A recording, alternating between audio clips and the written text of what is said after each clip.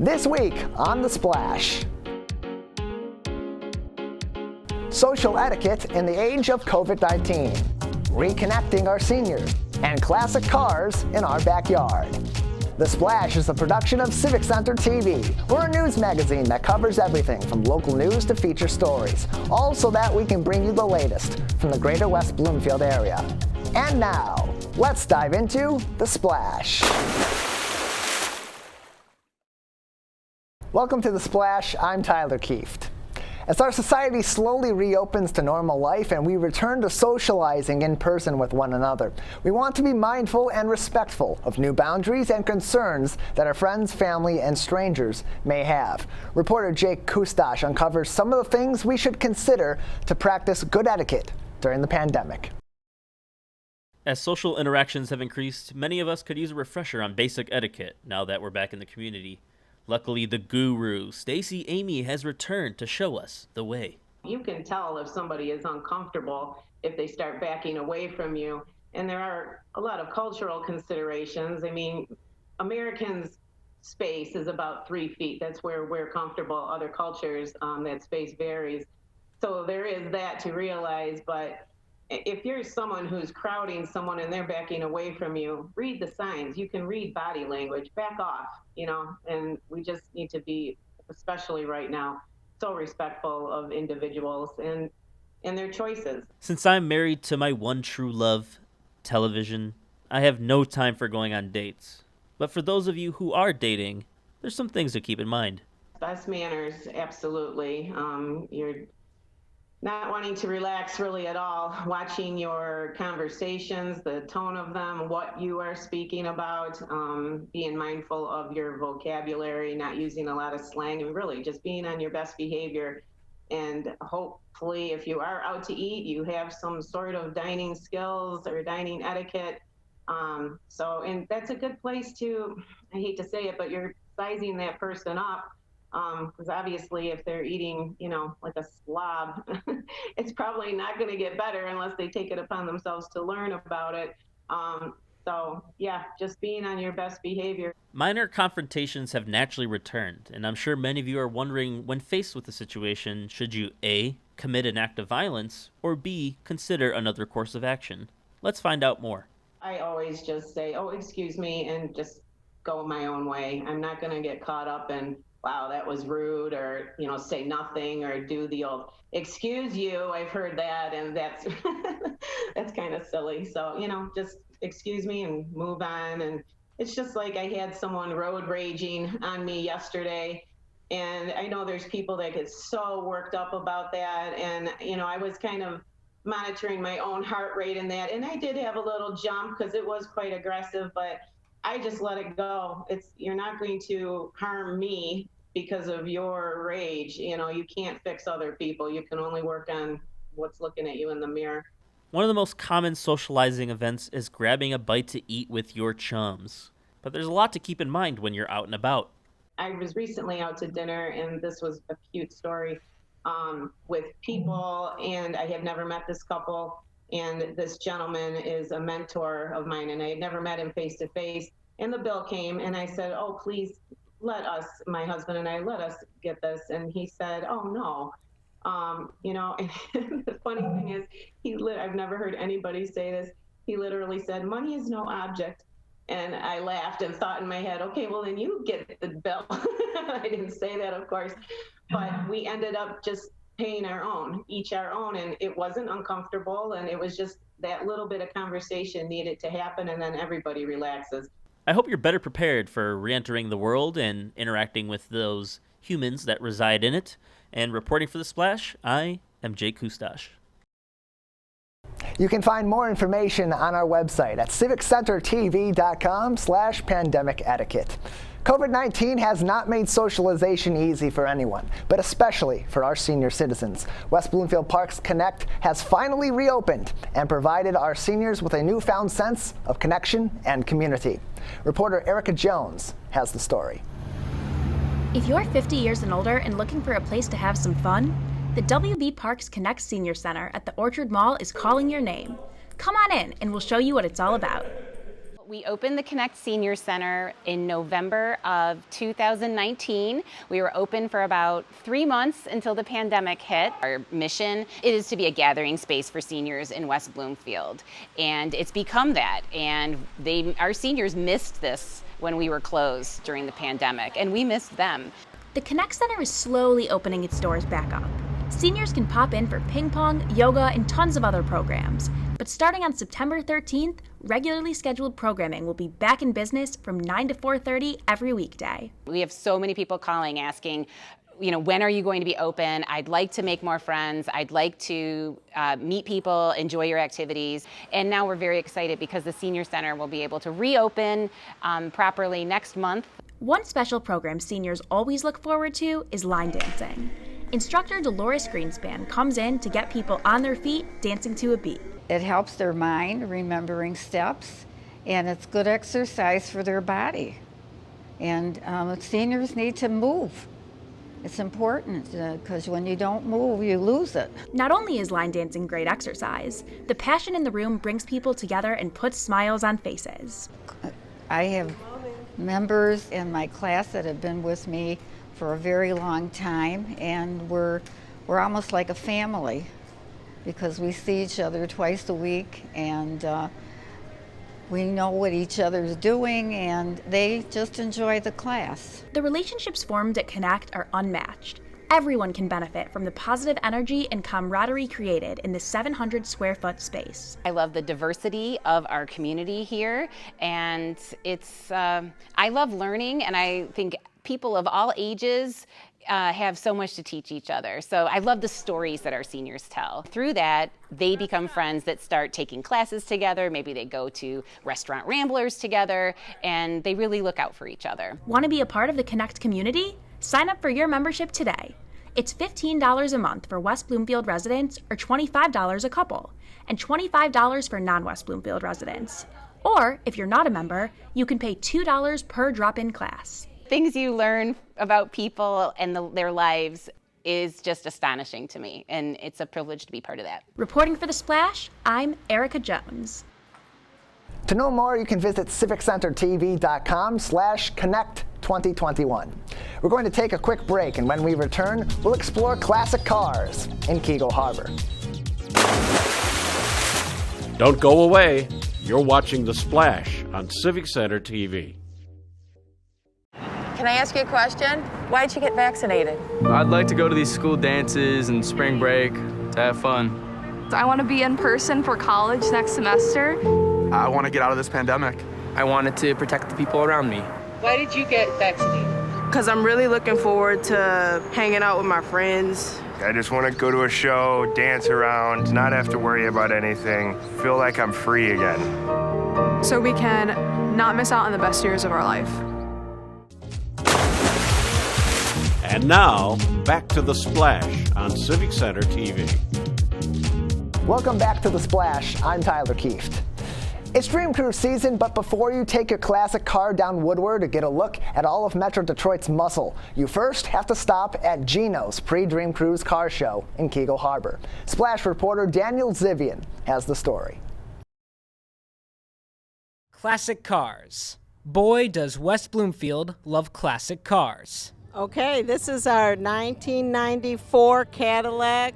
This is a 1934 Packard 7-passenger dual cowl Phaeton. We have a 67 Oldsmobile hearse modified by Covington. Well, it was built in 2013, delivered to a museum in Scottsdale, Arizona in January of 14. Yeah, hi, my name's Rick. And this is a replica of a 67 Ford Cobra. And then I bought it in January of 19. I drove it to high school. I'm 80 years old now. 24 years running, Gino's pre-Dream Cruise has been a cruising season staple.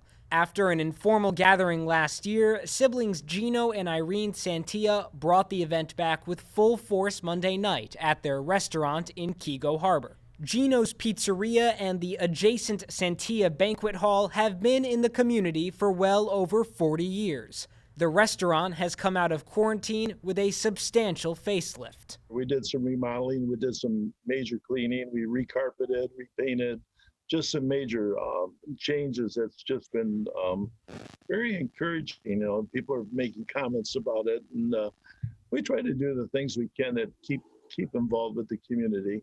Outside, cars from various decades lined the parking lot, each with its own history and flair. Some lucky car owners even won prizes for their efforts. Won the best car at the Woodward Dream Cruise in 2015, the best car. Built by the only guy in the world that's authorized to build exact replica Batmobiles. It's exact to the quarter of an inch. It has been a dream of mine since I was 10 or 11 years old to own one of these. I've been doing it for 50 years, man. You know, I just like the camaraderie with all the guys and cars. Been trying to get it all pretty for the last couple years, and now we're at the car shows just enjoying it. I like it when other people get a big kick out of it. I've had so many people tell me you made my day. It's just a bunch of car guys getting together and showing off their cars. I just looking at that 1934 Packard over there. That's the same age I am. I think it's wonderful. The people, the fun. My family is car crazy. These cars don't fit in a drawer like a stamp collection. They take a lot of room, but they're gorgeous. It's real fast, too. It's real fast. An enthusiastic show for an enthusiastic hobby. For The Splash, I'm Daniel Zivian. For more, you can visit civiccentertv.com/Gino's Car Show 2021.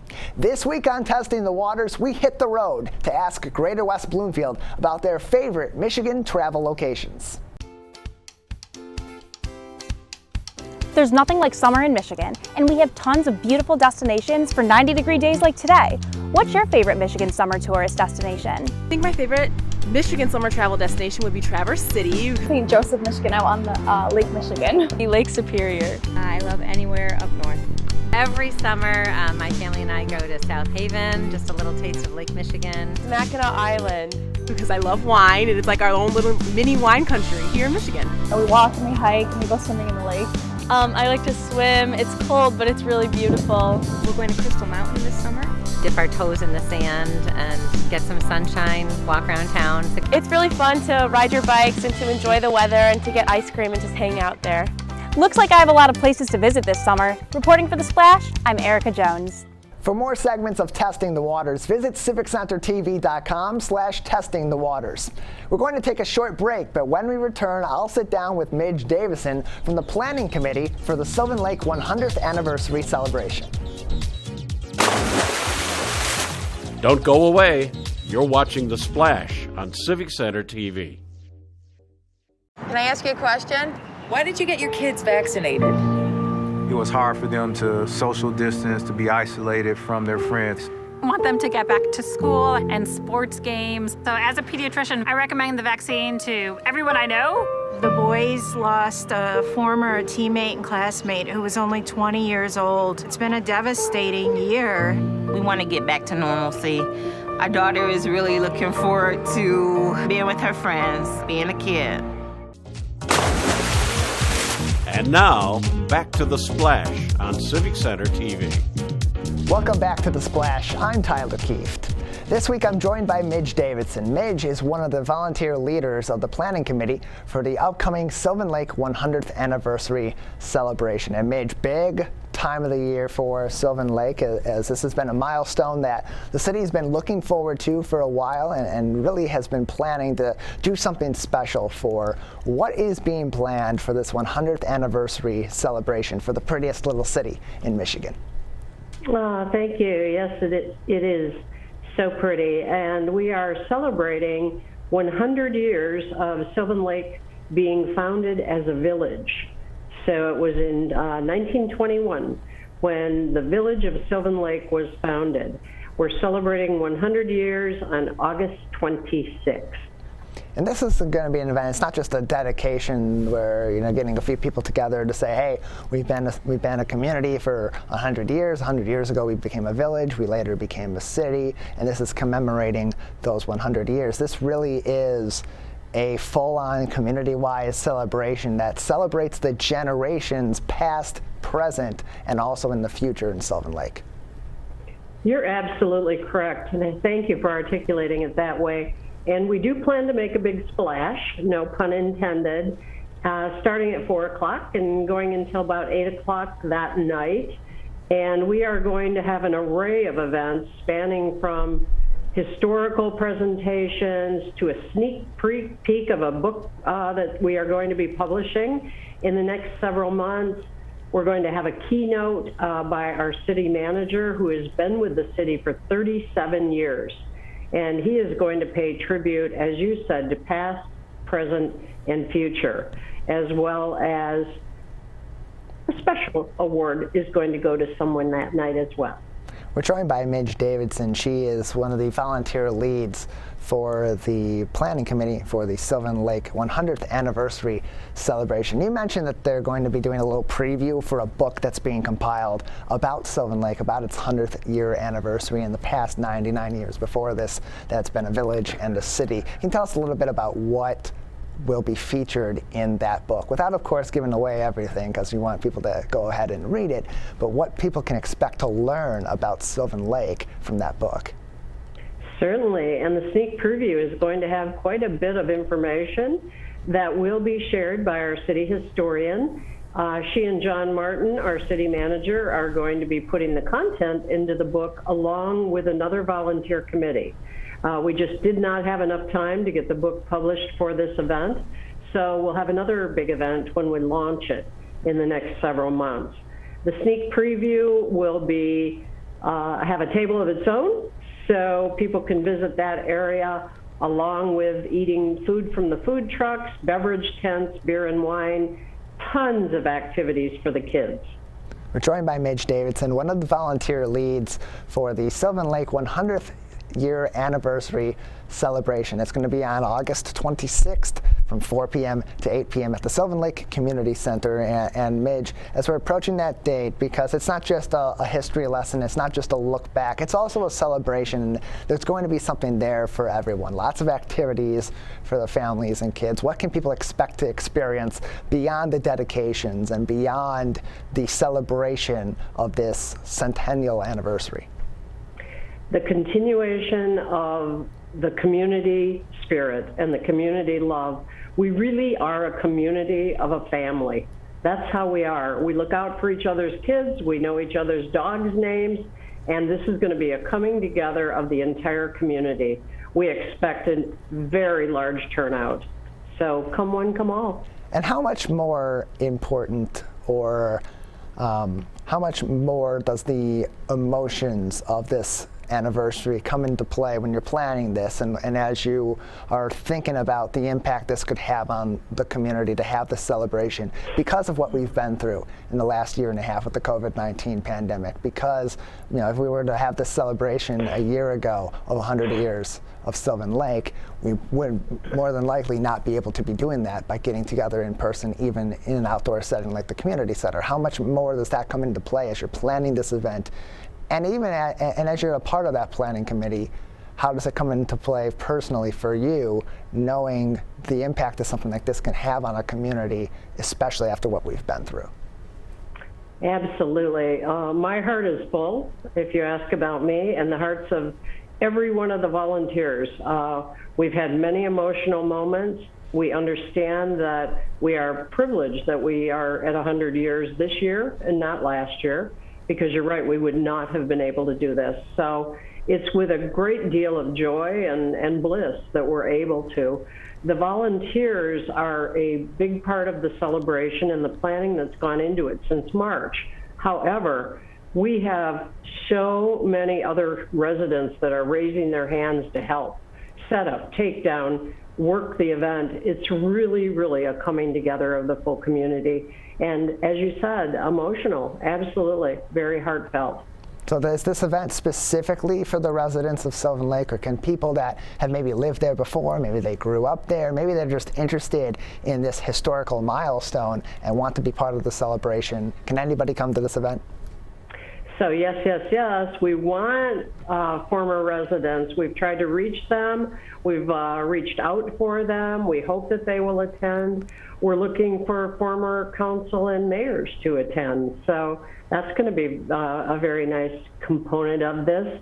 And also, I'm sure that people that grew up here will come back and bring their family members, as well as generational family members plan on coming. There are a lot of great stories to be told in Sylvan Lake. We'll hear a lot of them on August 26th. So that event coming up, 100th year anniversary. Again, just to clarify, that is on Thursday, August 26th from 4 p.m. to 8 p.m., correct?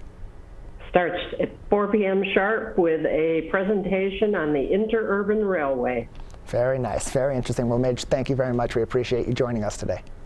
Thank you. Thank you very much. Once again, we've been joined by Midge Davidson from the Planning Committee for the Sylvan Lake 100th Anniversary Celebration. We're going to take a final break, and when we return, we will spotlight 4 local students who are doing their part to support athletics for kids all over Metro Detroit. Don't go away. You're watching The Splash on Civic Center TV. I'll be seeing you in all of our favorite places with laughter and warm embraces all day through. The park where we play, the stoop across the way, that favorite cookie smell and Big Bird's tree we love so well. I'll be seeing you. I'll be seeing you. I love you too. With free COVID-19 vaccines, sunnier days are ahead. Visit getvaccineanswers.org. I'll be seeing you. And now, back to The Splash on Civic Center TV. Welcome back to The Splash. I'm Tyler Kieft. Now it's time for our final segment, Person of the Week, where we highlight special people in our community who are inspiring and providing toward others. This week's recipients are Cooper Schoenberg, Carter Lutz, Ethan Wise, and Mitchell Greenberger, co-hosts of the Student Section podcast. The Student Section podcast is put on by high school students in our area. Cooper Schoenberg, Carter Lutz, Ethan Wise, and Mitchell Greenberger, these 4 are using their podcasts as a way to help underprivileged kids who may not have the means themselves to acquire sports equipment. Having all met each other through sports growing up, it is important to them that others are afforded the same opportunity so they may be able to enjoy some of the same experiences in their childhood just like they have had, which is why these 4 students began their fundraiser, acquiring sports equipment in partnership with Brilliant Detroit. If you would like to help their cause in any way, please reach out to them at cschoenberg123@gmail.com. This dedication to underprivileged children is what makes the Student Section podcasters our Persons of the Week. If you know someone who is making a positive difference, let us know. Message us on social media with any and all suggestions, because we want to congratulate and acknowledge those who are making a difference in our community. And that's it for this week's show. You can watch new episodes anytime online in high definition on CivicCenterTV.com. Tuesdays at 5:30 p.m. on Civic Center TV, on Comcast Channel 15 and AT&T Channel 99. Follow us on YouTube, Twitter, and Instagram at Civic Center TV, and on Facebook at Civic Center TV 15. For all of our friends in Orchard Lake, Sylvan Lake, Keego Harbor, and West Bloomfield, I'm Tyler Kieft. Thank you for watching The Splash.